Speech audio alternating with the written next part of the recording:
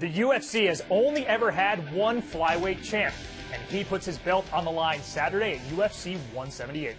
Welcome in to ESPN's MMA Live Extra. I'm Phil Murphy. Demetrious Mighty Mouse Johnson will fight with the belt on the line for the 6th time in the last 2 years this weekend. That's the most in the UFC, and the champ joins us now to discuss his upcoming fight against Chris Cariaso. Demetrious, what's been the most important factor in this nearly 3-year-long winning streak you're on? You know, for me, I think it's just keeping an open mind, having great coaches in my corner, like Matt and Brad Kurtzen, helping me always evolve my game. And, I'm always in the gym, staying ready and staying focused and always trying to improve. And I think that's a huge credit to why I've been able to hang on to the belt for this long.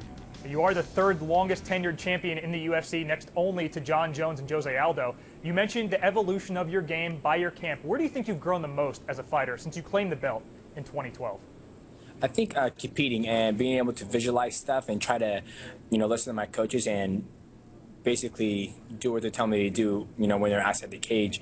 And as a competitor, I know how to fight and compete, I know how to make my body be prepared for that one night where I need to be on and peak. You're a huge favorite in this fight, 12-1, 13-1, depending on who you're asking. But we've already seen a heavy favorite, Renan Barão, fall to a less heralded, less known opponent this year. How do you avoid looking past a Chris Cariaso? I don't pay no attention to the odds or underdog and all that stuff. I've been an underdog, pretty much beginning of my career, and I'm, the person who's supposed to win or whatever. So for me, I just stay focused, and, the task at hand is Chris Cariaso, and I plan on take care of that, this Saturday night.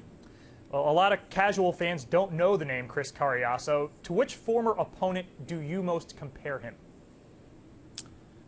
I would say all my opponents are totally different, Chris Cariaso, he brings a great kickboxing background. He has some jiu-jitsu, and he's a tough guy. He's very durable, and he brings a fight. It's kind of hard to put a label on him who I fought. I fought the best Sambo guy in the world who was a 2-time Sambo champion. I fought Joseph, John Dodson, so the list just goes down the line. So what do you hope to exploit in Cariaso's game Saturday night? What do you hope to exploit? I plan on just going out there and being Mighty Mouse and doing work. What does Cariaso have to do to spring the upset?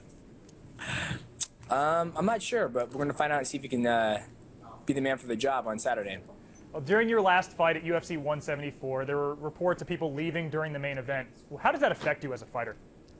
Didn't affect a bit. I was busy, going to work in the octagon and with my tie clinch game, so that really didn't affect me.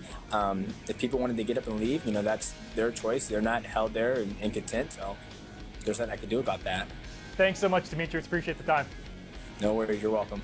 I'd like to thank Donald Cowboy Cerrone for a little cameo there midway through. For more on UFC 178, including post-fight recaps and fighter report cards, keep it locked right here on ESPN.com/MMA. For Mighty Mouse Johnson, I'm Phil Murphy. Thanks for watching.